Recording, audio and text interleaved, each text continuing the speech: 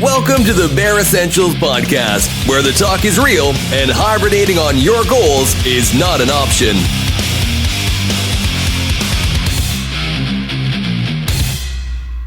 Hi, everyone. Thanks for tuning in. I'm your host, Charles Wallace. I'm really excited for today's episode. I will be interviewing Bill Gaylor, a former member of the British Army from Norwich in the United Kingdom.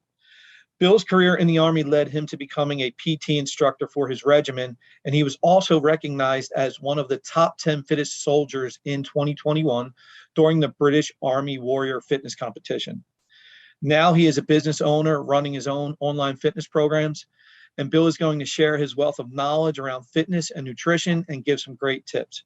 So please join me in welcoming Bill to the show. Thanks, Bill, for joining. Really appreciate this. Great to have you today. Could you maybe start out by telling the audience a little bit about yourself? Yeah, sure. So I'm Bill. I've literally just recently left the armed forces, the British Army. And essentially now what I'm going to be doing is health and fitness. So from personal training to content production, that's basically my life now until for the foreseeable future anyway. We'll see, That sounds good, because I think like military people, we need people like you, especially in this day and age, for health and fitness. If you don't mind, I'd like to start with an icebreaker, something maybe outside the military, outside of fitness. Maybe tell us about yourself that even people that know you maybe wouldn't know or wouldn't expect. Okay, yeah, sure. So I had a good think about this one, and the one I'm going to go for is something that people who are very close to me will probably know, but a lot of people I've met along, in the last sort of 10 years probably won't have a clue. And that is essentially, I'm a massive geek, and it surprises people. So I'll take you back to the beginning. So when I was growing up, I was very much into video games, basically like PC gaming. That was my thing. And then I transitioned to something called Warhammer. I'm not sure if you've heard of that. Yes. It's basically like little figurines that you essentially paint, and then you make a little army and they fight each other on a board. It's like a board game with little miniatures. And I basically did that for quite a while. I stopped that just before I joined the army because I had to prioritize other stuff. Obviously, I had to focus on physical activity instead of sitting there painting figures.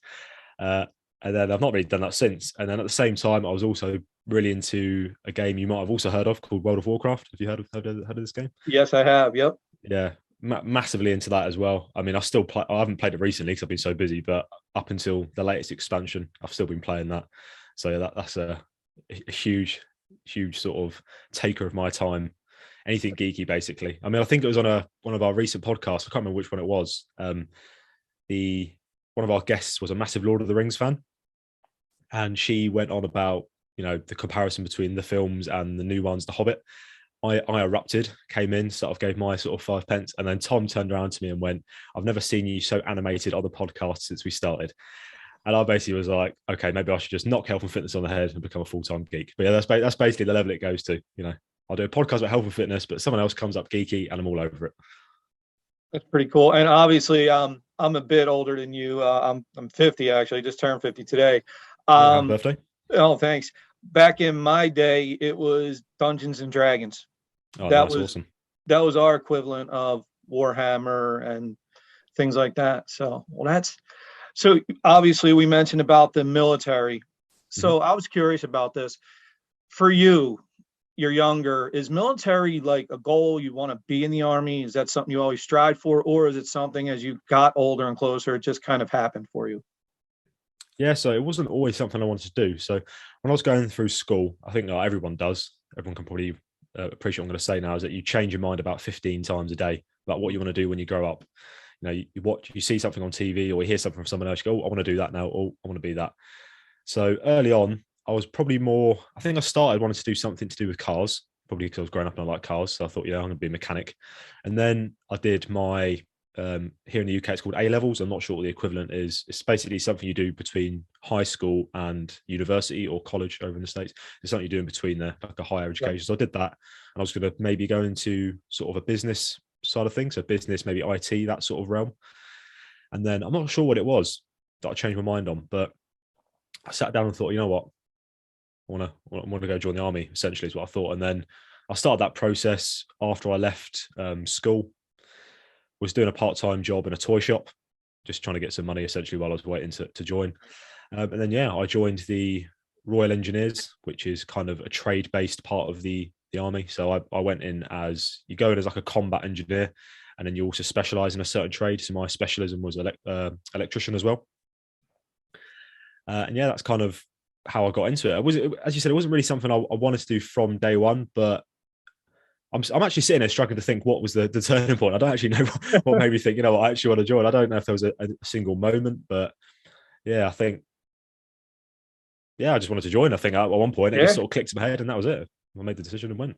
Yeah, and I think that happens for a lot of people. I have friends, even when I was younger, joined over here Marines. It was just one day. Yeah, joining the Marines, I enlisted, I think I even had one or two friends. I think it was even more spur of the moment. Like, they just went down, signed up.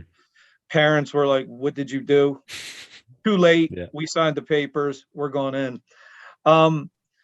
So eventually you're in the Army. When you go into the Army, obviously, I don't think you go right into the Army and start, and I want to get into this a little bit, being like into like the personal trainer, right? Overseeing personal training for the British Army. So could you maybe walk us through like maybe the stages as you're in the Army and how it leads to eventually that?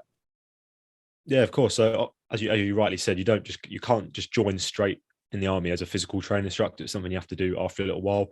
They normally expect you to be a rank of Lance Corporal before you can even apply to do it.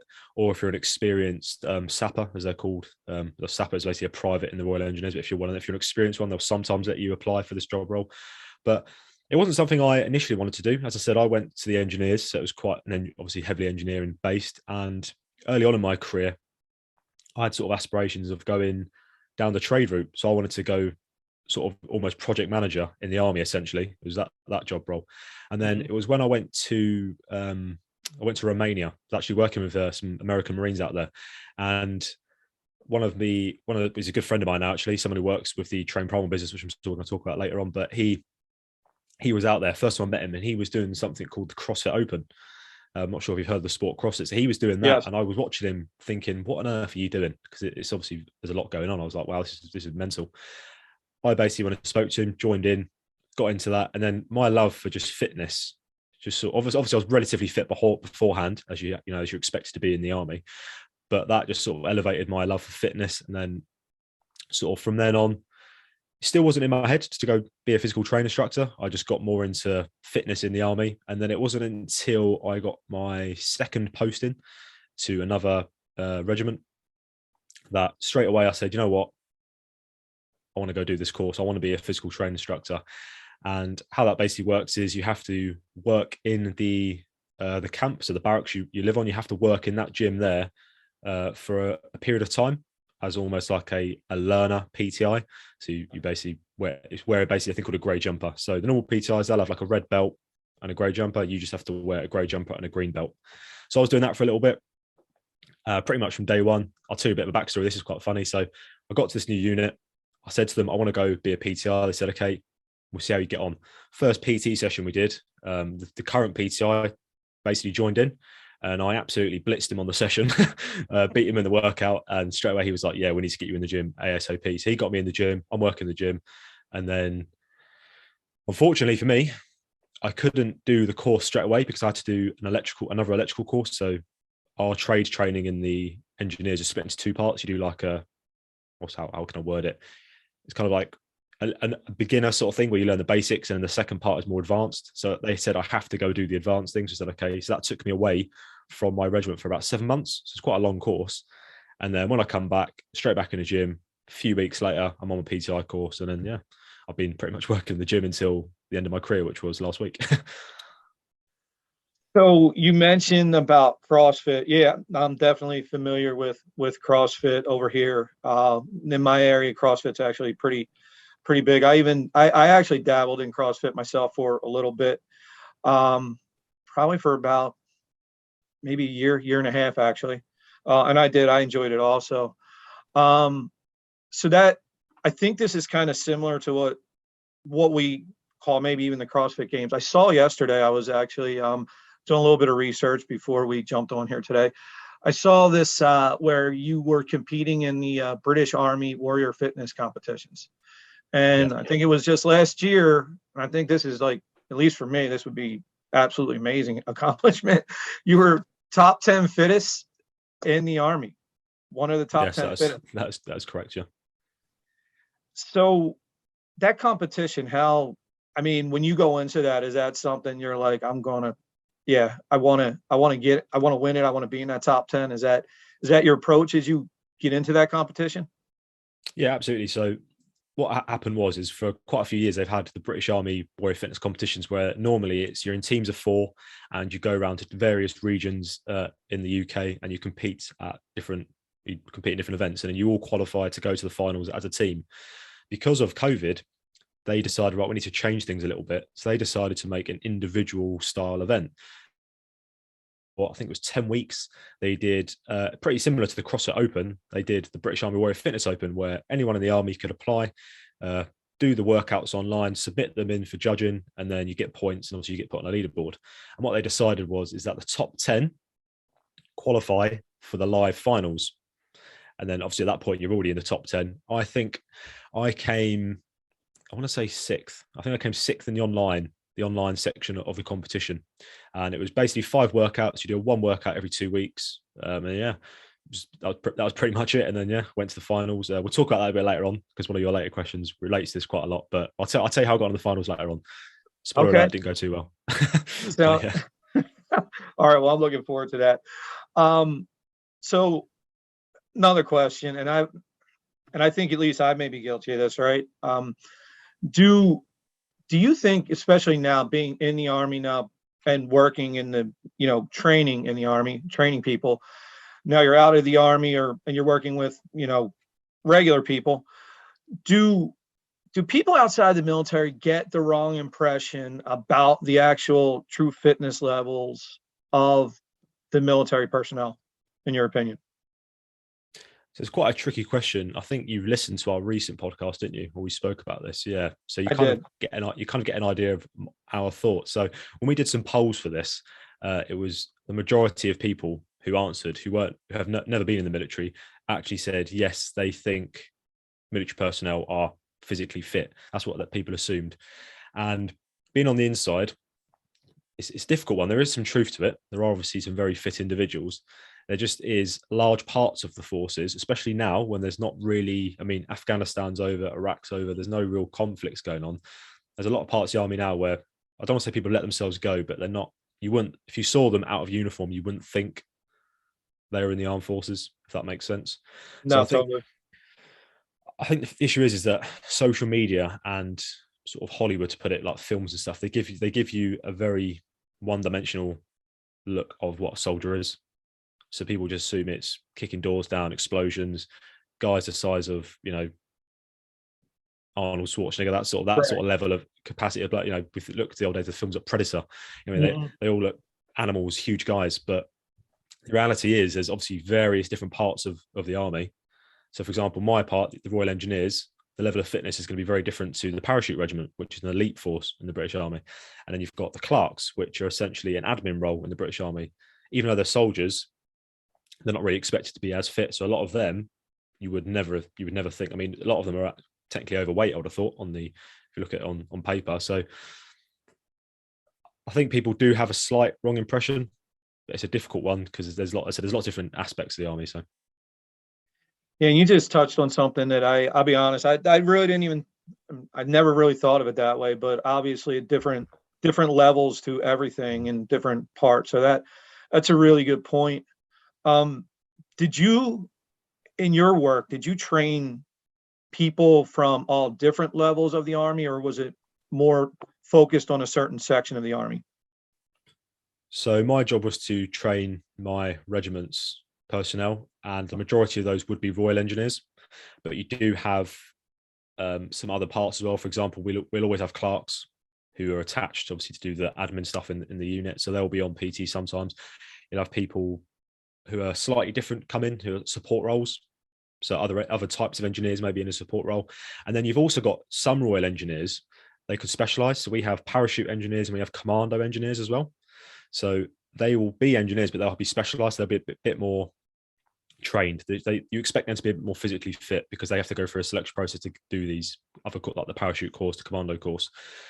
So The level is somewhat similar, but once again, even at a basic Royal Engineer level, everyone's so different, and it does become quite challenging. And because the Army is trying to prescribe a fitness program for such a wide variance of people, it does make the jobs of the PTIs very difficult. It sounds very interesting, though. I'll tell you that. But I can only imagine, because I see even when I was doing CrossFit when I was younger, and even working out, I mean, just seeing, levels are there. So I can only imagine what that must be like for you to try to have to figure all that out. So that leads me to this. I mean, are you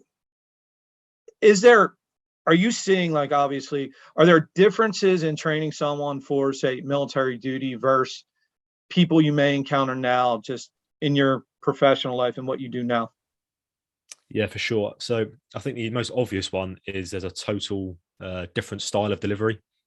So if I was delivering a session to a civilian in a commercial gym, as opposed to on a muddy field in the Army, the tone of delivery is obviously very different. There's a rank structure in the Army, so obviously the PTI is in charge of that session. So there's a lot of shouting, potentially a lot of screaming. People just essentially do what they're told. There's not as much. There's obviously compassion to a point, but it's not an obvious compassion. Like if someone's moaning because they're tired. If I was training a client who's paid me on the street and they've said, I'm feeling a bit tired, it's just a bit too hard, you'd be like, okay, that's cool, we'll strip it back, we'll take it easier. If someone said that to you in the Army, you tell them to get a grip and carry on. You'd be a lot more firm with it. And I think that's the major difference. And as well, I think motivation, as I said, if a client comes to me, they're going to pay me to deliver them a service. In the Army, people aren't paying, they're getting paid to do the session. They're not paying you. So motivation is probably one of the biggest challenges. There's been many a time when you go on a session and there's people who just don't care. They don't want to be there.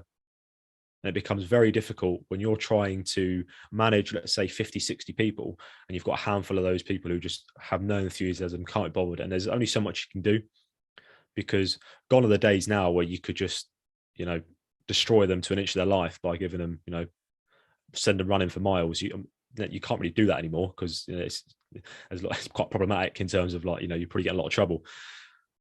But then when someone comes to me now, a civilian, they're paying for me, my job is to do what they need. I'm there for them, whatever they need, and they're motivated, because one, they're paying me, and the reason they've come to me to pay me is because they're motivated for their goal. Whereas in the Army, it could be quite hit and miss with motivation. So that makes it challenging. So have you trained anyone in your professional life now outside of the military, right, where it surprised you a little bit, where you're training them, you're like, hell, this person may have made a great soldier, been good in the Army. Like, it really surprised you to, not just their physical, but maybe even their mental, and how hard they're willing to push themselves? I think it's a tough question. I mean, the majority of training I've done has been with military personnel. Okay. Even outside it, it's been with people, like, even though it was in a civilian setting, they have been exposed to the military. But I mean, there's people I've seen before who definitely could have done. I mean, I'd like to say that most people probably could have a go at something like the Army. If they put the work in, and they take they listen to what's being instructed to them throughout training, they could come out the other side as a soldier, no problem. There's obviously people out there who are monsters when it comes to physical stuff, but I think, as you said, the mental side is one that's very difficult to see, because if I was to train someone now, it'd be in a nice, warm, cozy gym at a time that suits them, for a duration that also suits them. It's going to be difficult to see if mentally they can prepare stuff without putting them into an uncomfortable mental situation, which, let's face it, if you don't need to, why would you bother? You're not going to put yourself into that hole.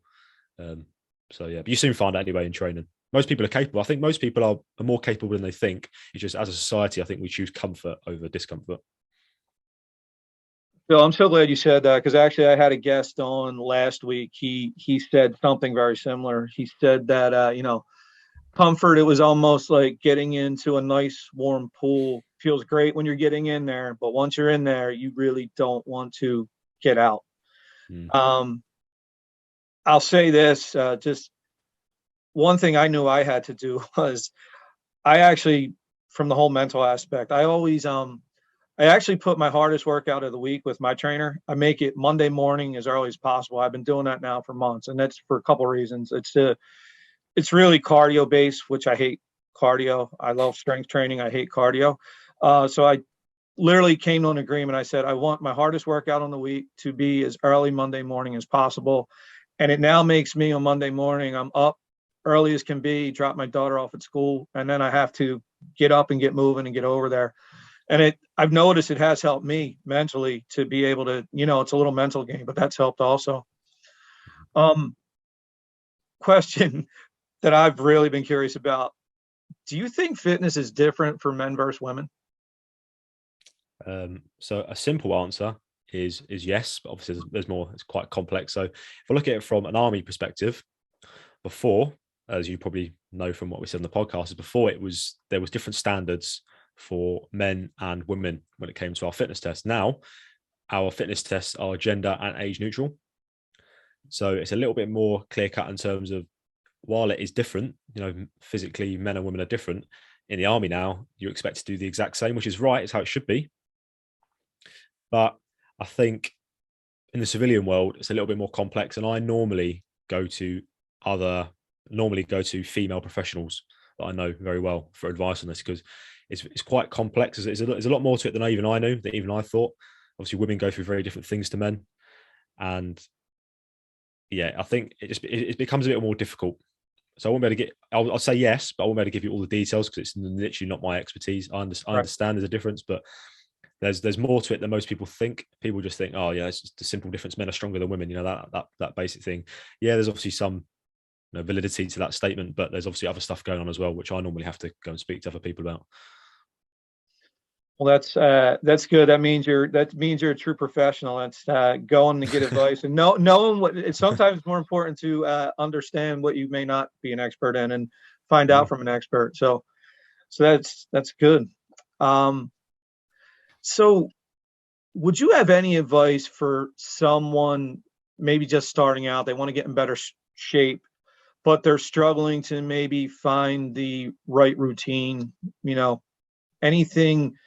And I know fitness isn't one size fits all, but anything like from your perspective that you could offer to maybe help someone who's struggling to get started? Yeah. So I think the obvious thing to say would be to ask for help. I think especially, we're definitely in a society where people don't ask for help. I mean, I'd even go as far as saying, especially men, we can be like very stubborn, almost like I can do this myself. I don't need help, because there is some truth to it. If you go online now, there's abundance of information regarding health and fitness and how to improve it. The problem is, you said, it's not a one size fits all, and the stuff you find online is normally quite vague and broad. So I'll start by asking for help. But if I want to be more specific, I think if we were to look at it from a pyramid point of view, base of your pyramid would probably be your nutrition. I think before you even start throwing weights around and doing all that fun stuff, I think you need to sit back, look at your nutrition, maybe start a food diary for maybe a couple of weeks, write down your eating and see, okay, where can I improve this? Because if you haven't got your nutrition right, getting your training and ramping your training up is going to be, you can still see results, you're just limiting your ability to gain results. And obviously then we can go up the pyramid from nutrition to recovery, blah, blah, blah. It's basically, you want to look at the foundational stuff first, like nutrition, before you go on to all the exciting stuff. I know most people don't want to hear that. They rather just go straight into the gym and start, deadlifting the world. But unfortunately, you're going to do yourself a disservice, and you'll be back to square one again before you know it. Yeah, it's funny you say how most people don't want to hear that. Recently, my wife's been on her own fitness journey, and she's been amazing. She's down around 50 pounds in about 3 months, and she's been working her ass off. One of the things her and I always talked about was it's kind of mental, but also getting our diets in check, and that was probably the struggle for us. But it amazes me when a lot of people ask her, oh my God, what have you done? As soon as diet, I cut out soda, I'm doing this, I'm eating better, doing this, it's almost like people tune out, like you said, it's, they want that magic solution, or they want to at least go to the gym. So I was curious, and we touched on it a little bit, and especially I would think being in the military, you've probably seen people close to their breaking point. So I'm really into this aspect. Like how much does that mental aspect play into fitness? I personally think for me at least, I think it was almost 90%. I needed to be mentally right Otherwise, nothing else was going to happen. If my mind wasn't right and I wasn't finally getting into it, diet, working out, all of it would have been out the window. Yeah, for sure. I think especially in a military setting, it can be literally everything. I mean, if I strip it back to some basic, which I think most people can, appreciate, will be if we think of music. If you do a workout without music compared to with music, there's normally a big difference. And let's be honest, the music hasn't suddenly made you stronger. Music doesn't come into your ears and suddenly your arms get bigger and you can lift more. It's because it's in your head and it's motivating you. It's affecting your mental state, allowing you to do more. Same with if you were to train on your own. Let's say you're in a garage, like I train in my garage quite often. I'll be in there doing a session. If I then do the same session in a group setting, I can suddenly do more. I'm suddenly performing better. I've not changed anything physically. I'm still the same physical person I was the day before. You can't gain strength that quickly. It's not the day I've suddenly become Superman, but it's because my mental state's changed, because people around me, there's more external motivating factors, which is, going to elevate me. And I think all these little things affect mental state. Unfortunately, in the army, it becomes more difficult because sometimes they don't want to introduce those external factors. They want to see how you perform at your raw state. So they want to see, okay, how'd you get on? You've had no sleep. You've barely eaten. You're tired, hungry. Let's go. No music. No one's cheering you on. No one's saying to you, go on, keep going. You can do this. It's just dead silence. Just go and do it. And that's when you really that's when you really see your mental state. And I think things like you were saying you were doing when you were getting up in the morning on Mondays, those sort of things can help. I completely agree with that. But I think sometimes you just have to it's either you or it's not. You either got it in you, you haven't, because there's going to be some times where you can't train for it. I mean, some of the courses that the army will do where sleep deprivation is a massive thing, I'd argue it's impossible to train for things like sleep deprivation. You've either got the mental state to be able to deal with it or you haven't. Like for me, example, I struggled with it massively in terms of anything green in the army. So any sort of actual soldiering, I wasn't like that keen on it. That's why I went down the physical training route, where I was in, a nice warm gym, telling other people to do burpees. But I understood that to myself. I accepted that. I never lied to people. Said, "Oh yeah, I love it. I love being out in the field. I love having no sleep. That wasn't me. That's not my mental state." And I think people want to say you can build mental resilience. You can to a degree, but I think sometimes we are all different. Some people will either have it or they won't. I think. Yeah, that's great. And Bill, thanks for mentioning the music with the motivation. It's interesting because last year, you familiar with a workout called Death by 10K or 10 meters, something like that? No, but it sounds interesting. So basically, you have 10 meters. You have a minute. You have to go 10 meters. As quick as you do that, you recover for the rest of the minute. Next round, it's twice, up and back. Then it's 3 times up and back. It's always you have a minute, and how much of that time you use, you have either, you got to keep going right away or you have a little bit of rest. And you try to get as many rounds as possible by doing that. And that day when I was set to do that, my trainer, Chris, had said, what do you feel like listening to today? And I don't know, that day I was like, you know what? I want to try this in silence. So I'm hoping later in the year I want to try to beat this. I ended up getting up to almost 13 rounds. My goal is to at least get to 15 rounds, but we'll see. But I am curious now, especially hearing you say that. Now I'm curious to see if I did flip on the music. I'd like to see how much of a difference it makes. That'd be something interesting for me to try. But it's an interesting thing how our mind works and how that mental aspect can really play a role.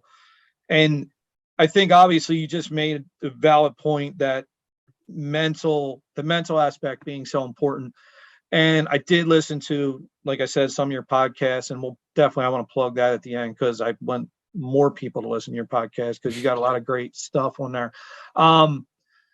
Knowing the mental aspect of it, could you maybe, and nothing real in detail, Bill, obviously, but like maybe just a few things that maybe you could give some tips for people, and I don't think people really focus on this too much, but to help boost their brain health.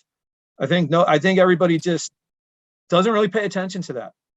Yeah, absolutely. You've obviously been listening to the podcast because we also did an episode on this recently, brain health. Yeah, so for sure. So on that episode, we did talk about nootropics, which is I'm not saying go get nootropics. If you listen to that episode, you'll hear why. But we gave some tips essentially, and the two ones I'll probably focus on now is probably the most important one. This is not just for mental state, but just everything is sleep. Because I don't know what it is, but I feel like we're in an age now where people think it's cool to have like no sleep. I don't know what it is, like, oh, grind, you don't need, you can sleep when you're dead and all these buzzwords, It's like, yeah, you don't need to sleep. Just It's the Jocko Willink impact. You know who Jocko is? No. He's American Marine, awesome, very motivational guy. Look him up, but he always every day posts a picture.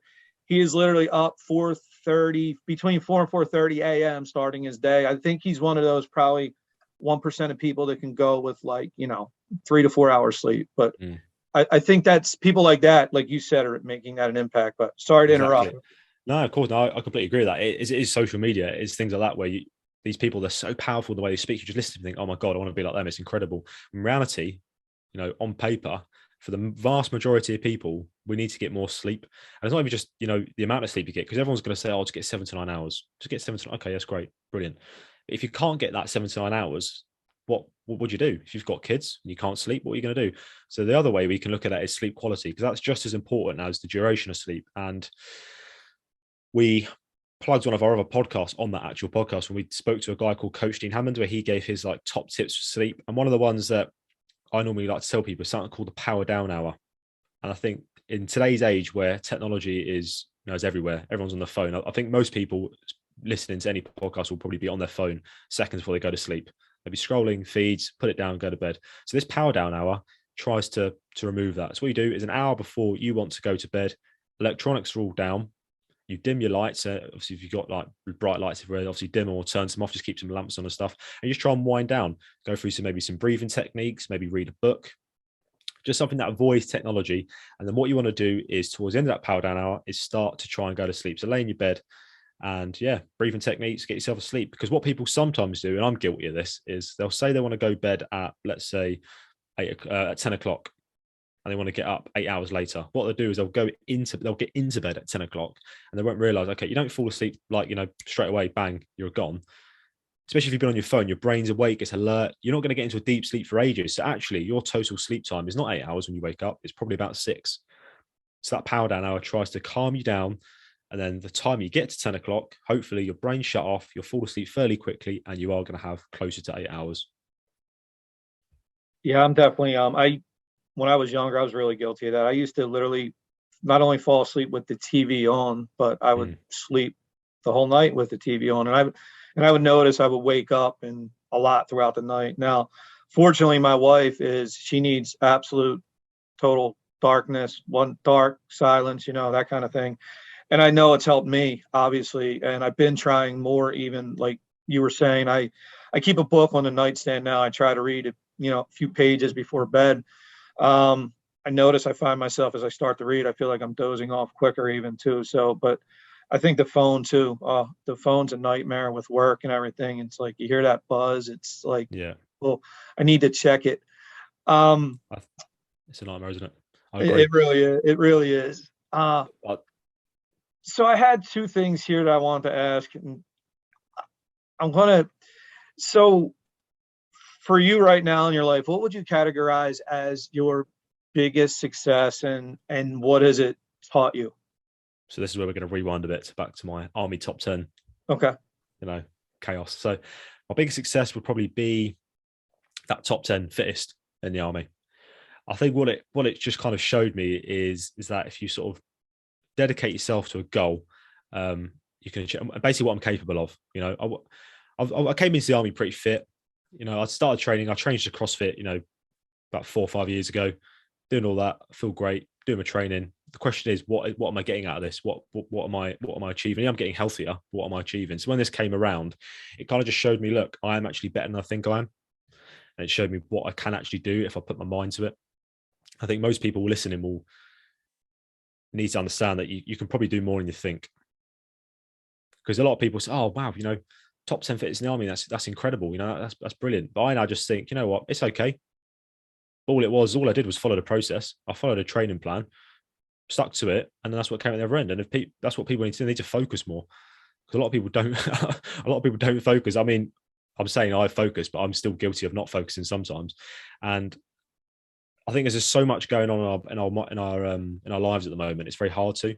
But I think if you can just sometimes take a moment and think, right, what do I want to achieve? And in that case, it was to obviously qualify for those live finals. You'll get there. In the end, you'll get there. That's probably what I'll take away. Is that I know what I'm capable of now. I know if I want to get back to there, I can do it.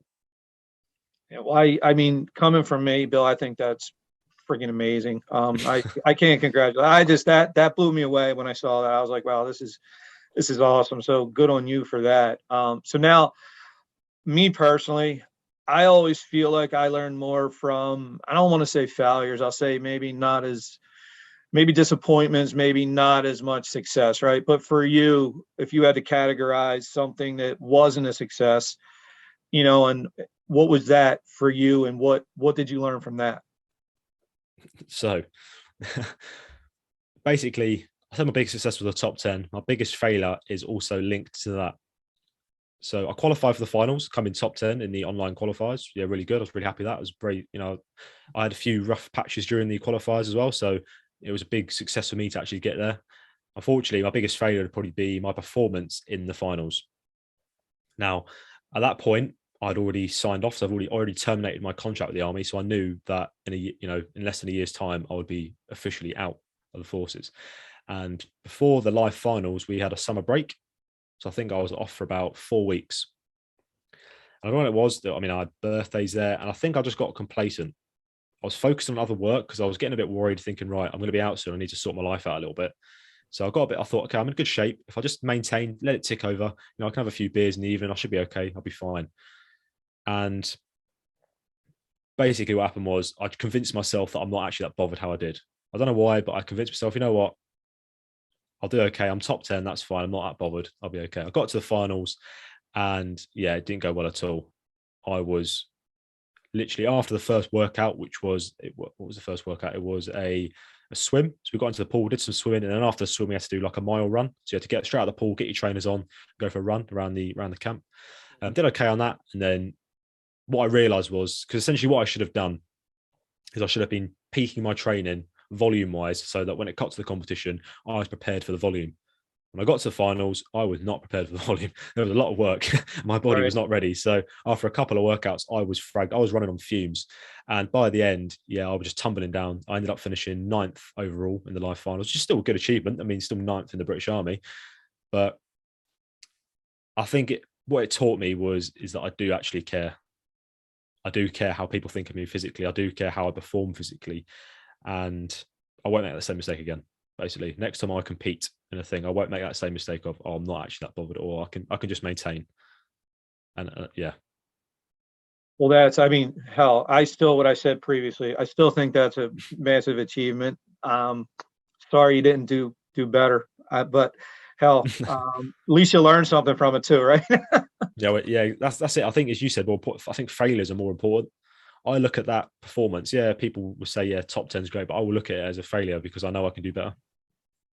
Instead, I know I can do better, but I didn't. So I also think too, though, that goes even back to what we were talking about for the whole mental aspect, right? I just think sometimes, and I don't think there's enough of this nowadays, right?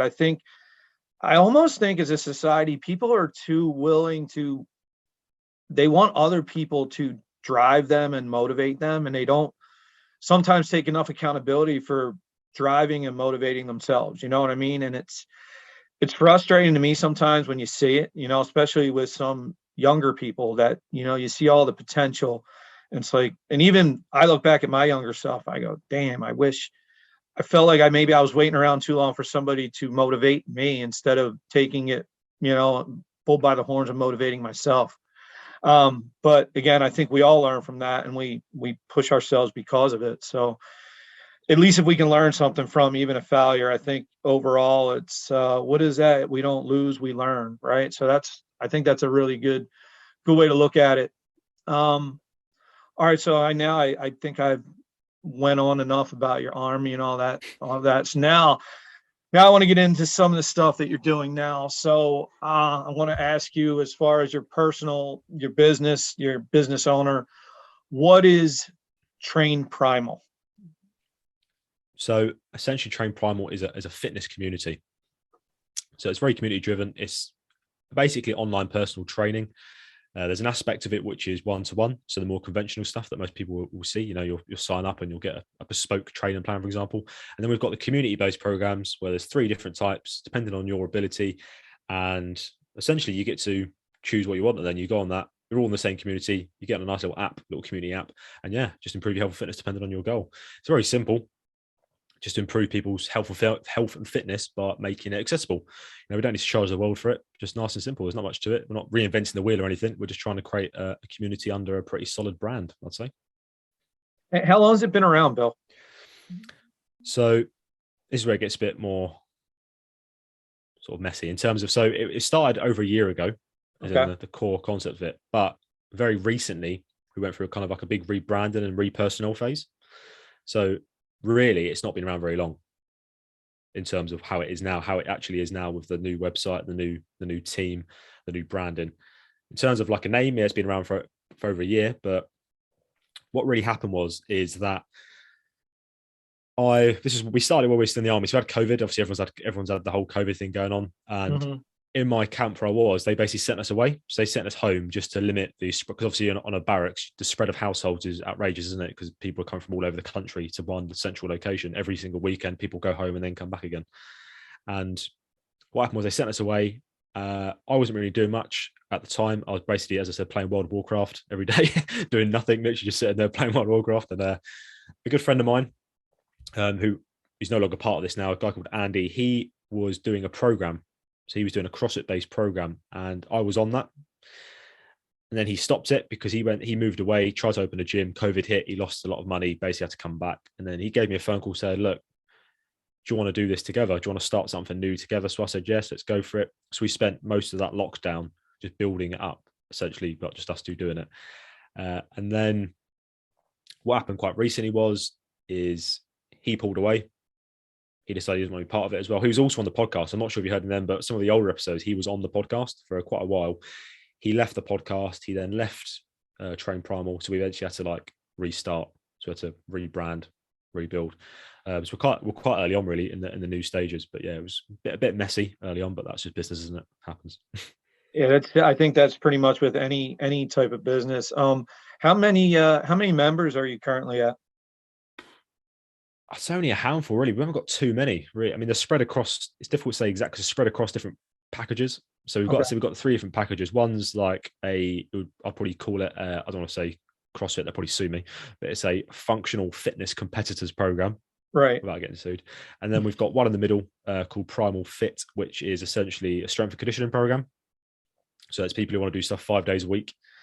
And then Primal Life it's actually surprisingly quite popular, which I was surprised at. It's the cheapest one. It's only 3 days a week, but it's a good point because it gets you moving. You get all the advice that comes along with on the app, but you also get enough exercise to keep you moving. Basically, the whole idea of life is that you are doing exercise for life. You're not trying to break a new world record. You're not trying to, smash a marathon. You are literally just doing enough to live a healthy life, basically. Yeah, that's probably I mean, I can just tell from myself, right? Like that's kind of my thing now. I'm usually three times a week of pretty harder intense workouts. The rest is more walks, stretching, things like that. So I personally I'm not surprised that's 2 reasons. It's 3 times, and you said I think it's the cheaper version too, right? So yeah, I think that all together, and that's probably part of it. Now you mentioned the packages, right? So sounds like you sign up, you have the package. Is there opportunity for people on Train Primal? Can they work with you guys more for like custom programs suited to them? Yeah, absolutely. So as I said, we wanted to make this quite accessible to a wide range of people because we know not everyone has hundreds and hundreds of, pounds, dollars, whatever to spend on a personal trainer. So the training packages are, relatively cheap. So the most expensive one is £23.99 a month. I'm not sure that is in dollars. And then the cheapest one, the Life, is £11.99 a month. So they're the really accessible ones. They're not bespoke or anything. So they've got a goal. So the programs have their own goal, but they're not specialized to any person who signs up. So the whole point is community. So you're all on the same program, which is where you can kind of compare with your friends, kind of say, "Oh, look, I've done better than you today." All the banter that you can have, I suppose, with your friends. And then we've got the option to work with either myself, guy called Dave, a woman called Sarah, and another one called Hannah. And that's where you can get the more one-to-one stuff. Obviously, it comes at a higher premium, but that is also an option if people wanted to work with us one-to-one. So I just want to say this, and for even you and anybody that's listening here. So I've went this route. I'm 3 years now working with a personal trainer 3 days a week. And, listen, it's not, I don't feel like it's breaking the bank in any means, but I will say this to anybody that's listening. If you have some additional funds, definitely go the route of trying to do the more personal. I recommend it so highly. I mean, it just has made such a huge difference in my life. And I mean, I tell people all the time, before I started working with the personal trainer, I mean, Bill, I was on 2 types of medication where I was probably paying over $100 a month, Wow. I mean, I've now 4 months into working with the personal trainer, boom, medicine's gone. So that's saved, So anybody that's listening, I tell anybody that will listen to this, consider it. People think right away, oh God, I can't afford a personal trainer. You can afford it. And it's probably cutting out spending money on some of the, all that shit that's not that good for you. And you'll see you have a lot of extra money to pay for it. I think a really good point you made there, and this is something we spoke about here in the UK, is why personal training, for example, is not part of the health system almost, because they'll spend all this money on, cures, vaccines, if you want to go over all these medication, they spend all this money on the cure. But what about prevention? We know that exercise, as you said, you didn't have to pay for those pills, and that's $100 saved because you've taken the exercise route. So I would like to know why we are not as a society, subsidizing perhaps personal training for people to get better. If someone comes into the doctors and they're overweight or obese, for example, the first thing they might go down the whole gastric bypass thing, or they're like, okay, we need to put you on this, or you need to do that, but there's no thought of, let's get you in touch with a health professional.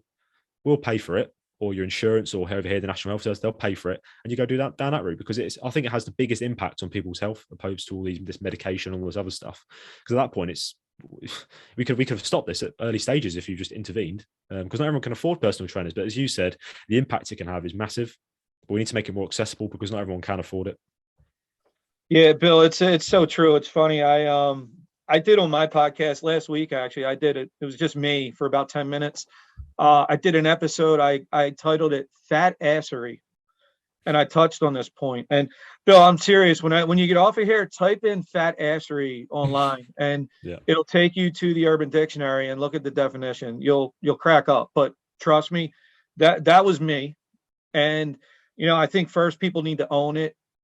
The governments of any country, they don't promote it as well, right? And it's unfortunate too, though, because as people, as individuals, we know the answer to the question, but we refuse sometimes to pursue it, and it's kind of sad, but I think it's a big deal, and I think government should be promoting it more, and I just know for me now, being 50, I was almost 260 pounds just 3 years ago. And I tell people this all the time. I've always yo-yoed back and forth in my life with weight. I've been 3 years now on a steady decline, like right around 187 to 190. But I tell people all the time, and I'm this serious about it now, I don't have another yo-yo in me. If I do mean this, if I go back up to 260 pounds, I know full well I will die at 260 pounds, and I'm going to make a very heavy casket, and that's not going to happen. But I think people need to really take it more seriously. So, and that's why I really like what you're doing, and that's what intrigued me when I asked you to be on. I think people I don't think personal trainers are all in it for just money, right? I think a lot of personal trainers are in it to help people, and I think we need to take them up on it as a society. So I think I want to add one thing on that, Giles, is that the job of a personal trainer should not be to keep you on a leash for the rest of your life. It should be about education and behavioural change. If they educate, if you're with a personal trainer for a year, and after that year you have absolutely no idea what you would do without them, and you have no idea, okay, if I left you today, I would no idea what to do, training, nutrition, lifestyle, I wouldn't have a clue, that personal trainer has done you a disservice. They should be teaching you how to change your behavior, sort of guiding you to change your behavior. They should be teaching all the core concepts, the core foundations of exercise, of nutrition, so that after 6, 12, 18 months, you can go off and you can carry on yourself and you're self-reliant. That is a job of a personal trainer. And unfortunately, there's some of them who aren't like that, but if you find the right one, then yeah. And obviously, I'd like to say our team at Train Primal obviously does try to do that, but I'd obviously be biased. Yeah, and I think that's a really valid point. I know me personally, I've learned so much from my personal trainer, and I mentioned to you, I've been with my personal trainer for 3 years now, but I think now my more reasons for being still with him is, I'm not going to lie, I don't like going through the process of wondering, setting up the workouts, things like that, right? I like that, and plus the equipment, right? I go over there, it's all the equipment I need. I don't have really the room here to have all that. So it's all the equipment I need.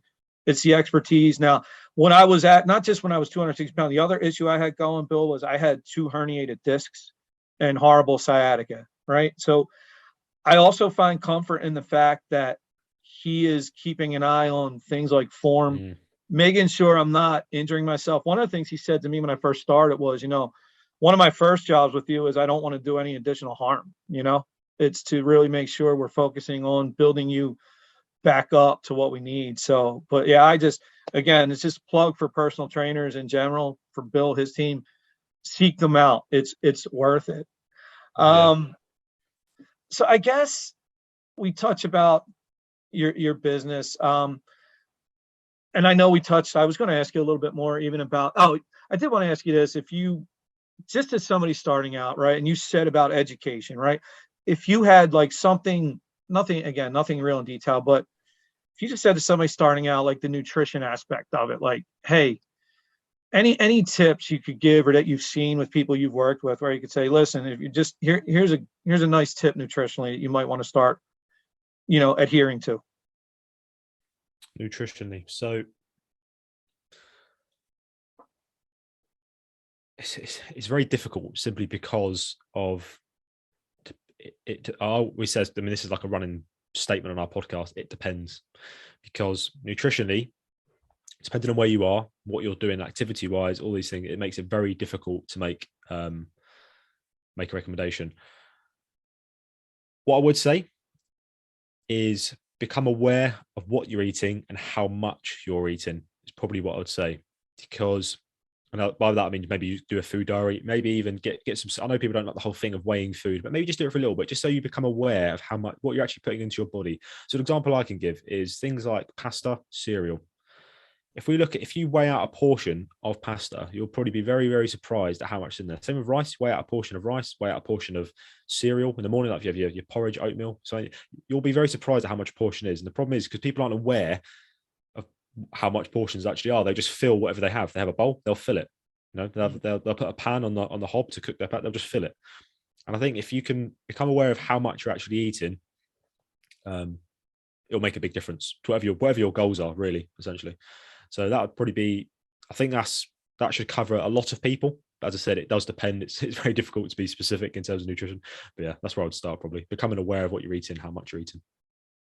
No, I think that's great. Bill, I'm already, as we talked over this last hour, I've already, as you've been talking, I've been like, oh my God, here's a great clip for like, I think I got like 3 or 4 in mind that I'm like, I want to clip this out as like a little blurb. So yeah, that's really good. So,